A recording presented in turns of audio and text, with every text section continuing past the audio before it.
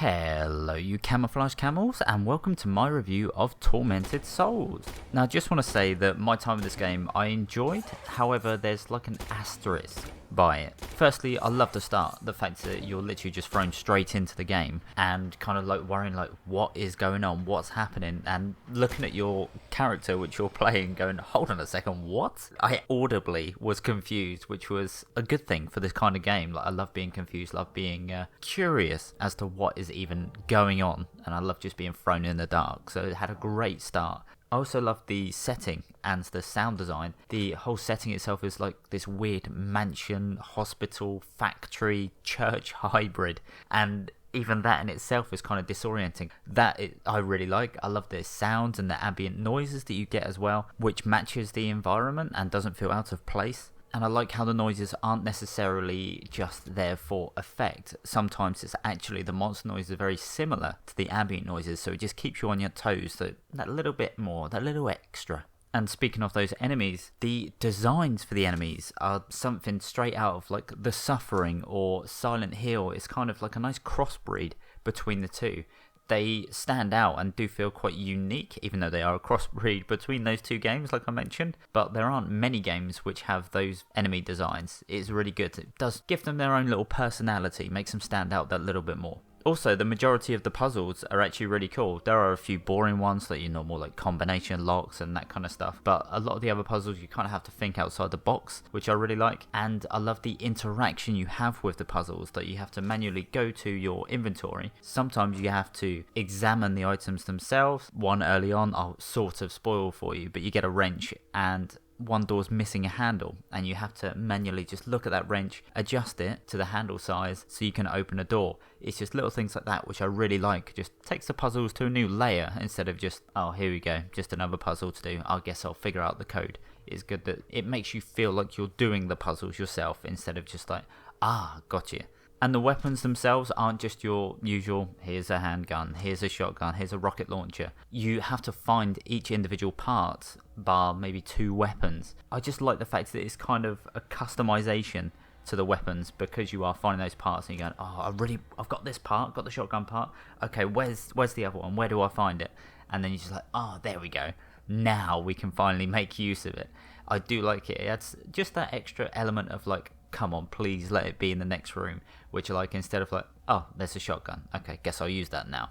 Now, as much as I enjoyed it, like I said, unfortunately there are a few issues. Let's start with the subtitles and voiceovers. They don't match. So a lot of the time you're reading this text at the bottom and listening to the sounds and going, hold on a minute, they definitely didn't say that. So maybe that'll be fixed in a patch, but I hate having to say that it'll be fixed in a patch. It should be fixed now. But yeah, for those of you which do enjoy reading and listening at the same time, it's going to irritate you how they just don't match whatsoever. They don't sync up. There is also no autosave option. So you do have to manually save, which for the most part I don't have a problem with. However, I do love what Resident Evil 2 Remake did, which was give you the option to have auto saving and manual saving, or just manual saving.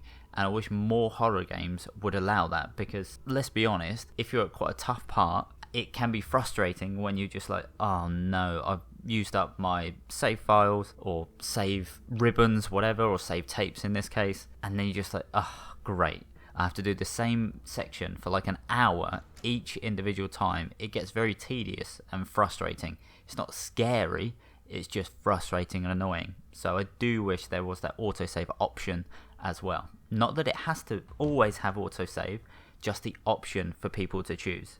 Going back to the text, there's also no skip all text option or auto proceed option. You have to manually press each time if you want to move on to the next sentence, or if you want to skip text altogether. You just have to keep mashing the button, which is only the same button you use to interact with people. So if you're mashing too fast, you can actually start that whole conversation again. Now, these last few things are kind of annoying, and I think would be a deal breaker for a lot of people. Firstly, the combat is really clunky, especially if you have multiple enemies in the same room. It auto locks on and it won't let you swap to the other enemy. It only locks on to whichever enemy is closest most of the time. I did have a few occasions where I'm like, there's an enemy right next to me, but she kept focusing on the other enemy, and it wouldn't let me snap off or turn away from the other enemy, so I had to like run round, spin around, and then I hope it would lock onto the correct one. That was annoying. Also, it says that you can run in the game, but that is actually a lie. You can only jog in the game, or you can only dodge in the game when you're holding a weapon. That was really annoying, because I was like, why can't I run? Why can't I just turn around and then just sprint off so they can't attack me? No, you just can't run at all. You can only jog. And a lot of enemy attacks lock onto you, so even if you are trying to run away, they will still get you. There was also just randomly a lot of FPS drops, and it didn't matter what settings you were on. So I was on very high texture settings for a lot of this playthrough, and I was like, okay, there's certain areas that it was just tanked down to like 5, 10 FPS. I'm like, what is going on here? I even load all of the settings down to the lowest possible, but it was still in those areas, you were still getting 5 or 10 FPS. So it was good that it didn't matter, I suppose. I could still have low FPS in beautiful textures, but yeah, I just don't get it, why it just always happened. And it wasn't necessarily in busy or big rooms, it just happened in certain areas. And finally, there are some weird bugs and glitches in this game. Not game breaking, and I'll be honest, they're pretty funny. For example, I was holding the nail gun, and I quickly swapped to the crowbar, and my character was then shooting the crowbar, and it had the same sound and same animation as if I was using a nail gun. I was like, okay. So then I swapped back from the crowbar to the nail gun, and she was actually swinging the nail gun like she was trying to hit people with it instead of shooting it. There are those kind of weird little bugs and glitches. There was one wall, for example, which I got really close to, and it would flip between 3 different camera angles, and she was shaking like crazy, and it would like boot you to the other side of the room because it didn't know what to do. I wish I caught that one on video, but I might try it again as well and see if I can do it just in my own time. There are some funny glitches in this game. Maybe it's all in my head. Maybe that's it. That was really, it really tickled me, considering I'm supposed to be scared, I know, but it really tickled me.